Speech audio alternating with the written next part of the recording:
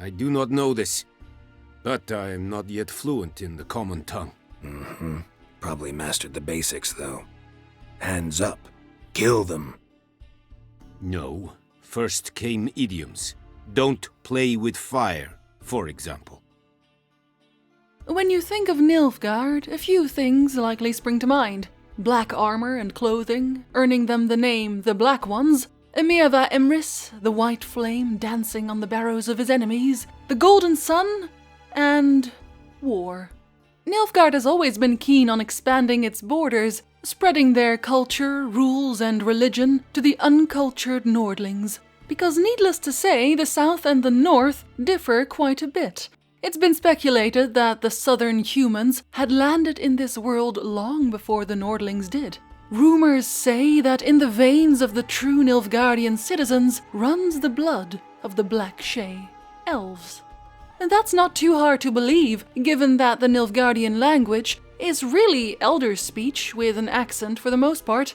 Ciri, who knew the Elder speech, was once captured by a group of Nilfgaardians, and she described their language like so. He was not the Black Knight of Sintra, but he was a Nilfgaardian knight. When he issued orders, he spoke the common speech fluently, but with a marked accent, similar to that of the elves. However, he spoke with his squire, a boy not much older than Ciri, in a language resembling the Elder speech, but harder and less melodious. It had to be Nilfgaardian. Ciri, who spoke the Elder speech well, understood most of the words.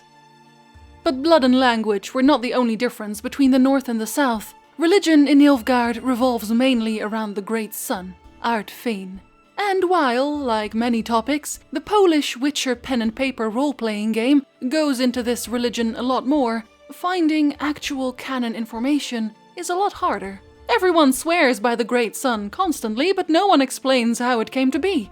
But worshipping the sun isn't as far-fetched as, for example, worshipping just fire, like the Church of the Eternal Fire does. Sun worshipping has been a thing in our world for many civilizations, including the Roman Empire, which many speculate Nilfgaard has taken heavy influence from. And it makes sense. Without the sun, crops can't grow, there's no light, no warmth. Nilfgaard's religion actually makes the most sense out of the religions we find in the Witcher world. But, as we all know, Nilfgaard wasn't satisfied keeping to themselves in the southern parts of the world. They would soon spread their religion of the Great Sun and their language to the lands of the north, although that isn't where their conquests started, of course. Nilfgaard was originally confined to the land officially known as Nilfgaard, the area south of the River Alba, until eventually they brought Vicovaro, Gemeria, and Atolia into the fold. Expansion didn't continue until the unnamed usurper killed the ruling emperor, Fergus va Emrys, and took the throne. He then proceeded to annex Maikt, Ebbing, Metina, and Nazaire as well, stretching the empire all the way north to the borders of Sintra, where, again, the invasion halted, as Emir va Emrys led a rebellion against the usurper and took back his throne. Emir, as we know, then started the first war with the north, and for a while, scaffolds and stakes lined the northern roads passed by the Imperial army, taking Sintra and most of Sodden until he was eventually stopped during the Battle of Sodden Hill. This is when the north truly began to despise Nilfgaard, the invaders. It's said to be quite easy to tell a Nilfgaardian from a Nordling. A Nordling will always refer to what happened in Sintra as the slaughter of Sintra, for the cruelties committed, whereas a Nilfgaardian would call it the Battle of Sintra or the conquest of the town. The north and south didn't quite meet eye to eye on many other issues as well. Nilfgaard thought the north to be uncouth, a disgusting folk that barely ever bathed. They thought them uncivilized, barbaric, and with that, beneath them. The north, on the other hand, hated Nilfgaard for some more directly identifiable reasons, like the war. But outside of that, Nilfgaard condoned slavery. During the Second Northern Nilfgaardian War, many Nordlings were taken prisoner by the southern invader, forced to work in the mines and quarries, chained, blinded, and whipped. And even worse, some northerners happily took to human trafficking themselves, selling their countrymen to the south. If the slaves were unlucky enough, they'd even be used in gladiator fights, organized in massive arenas in Nilfgaard, a popular form of entertainment there. Defeated regiments and civilians began to flee to Temeria and Redania en masse. Crowds of fugitives headed along the Pontar Valley and the passes of Mahakam, but not all of them managed to escape. Mounted Nilfgaardian troops followed them and cut off their escape. You know what I'm driving at? No, I don't. I don't know much about war, Dandelion. I'm talking about captives, about slaves. They wanted to take as many prisoners as possible. It's the cheapest form of labor for Nilfgaard. That's why they pursued the fugitive so doggedly. It was a huge manhunt, Geralt. Easy pickings. Outside of this, however, the North, much like their Skelligan neighbors, didn't wish to bend to a Nilfgaardian emperor. They didn't want to have to learn their language, for that was demanded once a kingdom was conquered. They didn't want to worship the great sun. They did not wish to bend the knee. And they were not alone in this. If you thought Nilfgaard was entirely peaceful after they annexed the provinces, you'd be wrong. Nilfgaard was coping with rebellions often enough, mainly along the northern borders, notably in Nazaire and Metinna, but also as far as the middle of the empire. Emir had to send punitive expeditions to his own provinces constantly to keep order.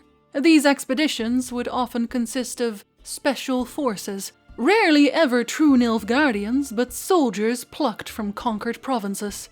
They weren't exactly tight-knit, so taking care of wounded in such units wasn't customary. The very peak of expendability. For this reason and others, many of the now Nilfgaardian provinces did not call themselves a Nilfgaardian. While they weren't looked down upon as much as the Nordlings, they were still not considered true to the Empire.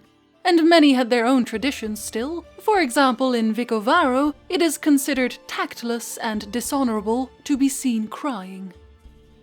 To you, Cahir said, shrugging, I have to be a Nilfgaardian.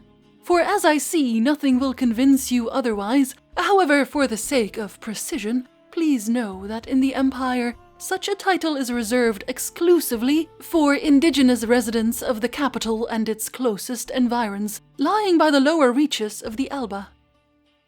It's none too strange that no one seems keen on joining Nilfgaard as such. The Empire is governed by a totalitarian regime, and though the provinces aren't directly ruled by the Emperor, as that would be impossible for one man, the kings and stewards present still answer to the Emperor.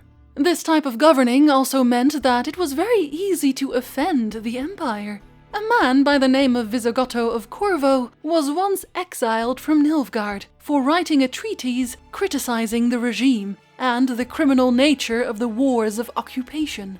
Likewise, being an atheist will get you branded a heretic. Mages, as well, are expected to either put their lives entirely in service of the Emperor or be dragged to the gallows. And even if they do bend the knee, they were treated with no respect whatsoever. They have no other options. In fact, they weren't even supposed to use magic to improve their looks, like the northern sorceresses do. Nor do they wear beautiful dresses or makeup, as it's believed that attention to their external appearances shows frivolity and weakness of mind. Serving the Empire is all that matters. Anything outside the norm, anything that doesn't quite follow the rules, is considered a danger, to be eradicated for the good of the people. Esterat Thyssen of Kovir said it best when he quoted the aforementioned exile Visigoto of Corvo. You see, Esterat continued, in every country one may encounter people who are blind fanatics for the idea of social order. People committed to an idea, prepared to do anything for it, including crime, for to them the aim justifies the means and changes the meaning of concepts. They don't murder, they rescue order. They don't torture, they don't blackmail. They safeguard the national interest and fight for order. For such people, the life of an individual, should that individual violate the dogma of the established order, is not worth a farthing or a shrug. People like that don't acknowledge the fact that the society they serve is made up of individuals, people like that are availed of the so-called broad view, and such a view is the most certain way of not noticing other people. In other words, in Nilfgaard, conform or die. Not a pleasant concept. However, Nilfgaard wouldn't prosper the way it does if all it had was bad ideas. While in the end defeated, it can't be denied that their ruthless tactics delivered results. They famously used the scorched earth policy during their wars, crippling their enemy's economy for years following the war, whether Nilfgaard won or lost. This meant that their own currency, the Nilfgaardian florin, and their own merchants prospered in the aftermath, as Nilfgaardian goods were all that kept the north afloat. They employed elven commandos to weaken the northern lands and sow chaos, which worked exceptionally well. And as opposed to the chaotic north, with its many leaders, Nilfgaard as an empire proved easier to streamline. They were a well-oiled war machine indeed, and that had as much to do with their non-war policies as anything else. Nilfgaardian farmers and merchants had far more freedoms than their northern neighbors, thanks no doubt in large part to the well-organized and rather ruthless Nilfgaardian merchant guild. The Empire also touted equality as an important aspect of their daily lives. Out of all the human nations, Nilfgaard was the one most accepting of elves. Perhaps this had something to do with their perceived similar backgrounds, but it's far more likely that Nilfgaard simply realized there is no point in racism. As a nation, they always strive to improve, by any means necessary. Shunning other races and cultures would be counterproductive. As such, they accepted non-humans gladly, and many of their weaponry was also taken from other regions. Zerrikanian fire scorpions, for example, or the Orions, throwing stars from an unknown land overseas, used by Nilfgaard's special forces. Though of course, as we see during the Second War, they weren't past using the Scoia'tael as disposable pawns either, like they did their own Nilfgaardian provinces. Equality in all aspects, I suppose. And this mindset doesn't stop there. Unlike the North, women in the Imperial army have equal rights to men. Again, in all aspects, as confirmed in a decree by Emir va Emrys' father, Fergus va Emrys. In normal gauls, the inmates were still traditionally separated according to sex. In military citadels, it was different. Emperor Fergus va Emrys, confirming women's equality in the Imperial army by special decree, had already ruled that if it was to be emancipation, then let it be emancipation. Equality ought to be complete and outright, without any exceptions or special privileges for either sex. Since then, inmates had been serving time in mixed cells in the strongholds and citadels. Nilfgaardian women also have complete bodily autonomy. Matters of a woman's body are subject only to her own opinion. No one else can tell her what happens to her body. And as Nilfgaard is ruled by one central government consisting of the emperor and a council to advise said emperor, many things were also state-funded, such as public education and art. They also funded the Empire's Secret Service, which consumed 3 times as much money during wartime as both education and art put together. No surprise, of course, as Nilfgaard had spies anywhere and everywhere. They had a spy in the Cintrian court before the battle, they had spies in every northern court, and as far as the Council of Mages and Kovir, even though Kovir has a non-hostility treaty with Nilfgaard. But those spies are all well and good. They are not in fact Nilfgaard's main weapon of choice. No, that is propaganda, and they wield it well. The type could be anything. The mages of Nilfgaard were under the impression that northern sorceresses were artificially beautiful, arrogant, vain, and spoiled, that they frequently indulged in drugs, orgies, and slaves. This image made it easier to keep the Nilfgaardian mages in check. Or the lies spread about false Ciri coming to Nilfgaard for aid, which then caused mass desertions in the northern armies.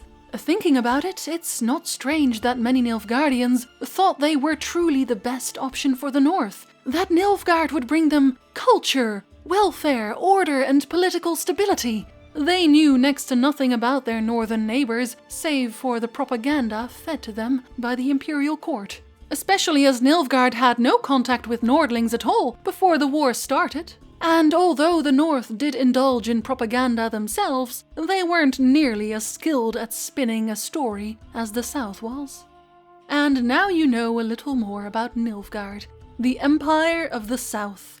I'd like to tell you more about its capital, well known for its golden towers, where the Emperor sleeps, or about the Imperial court, where excitement and impatience are regarded as immature, even if you're only a youth. About its armies, where officers parade with wings on their helmets, or when of a high enough rank, even 2 white plumes adorning them. But the sad truth is, we've never been to Nilfgaard, not in the books and not in the games. Perhaps one day we'll have a chance to view the Golden Towers with our own eyes. But until then, this will have to do. Va fail.